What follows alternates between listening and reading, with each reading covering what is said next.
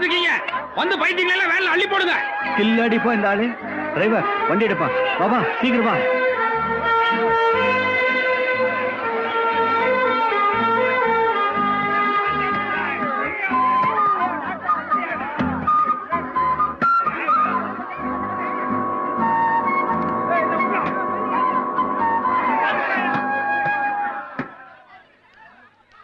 Sir ஒரு நிமிஷம். என்ன? இந்த மென்டல் ஹாஸ்பிட்டலோட சீஃப் டாக்டர் நானு.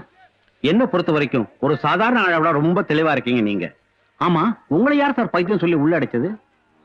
அட சொல்லுங்க சார், உங்களை யார் சார் பைத்தியம் சொல்லி உள்ள அடைச்சது? சில பைத்தியங்க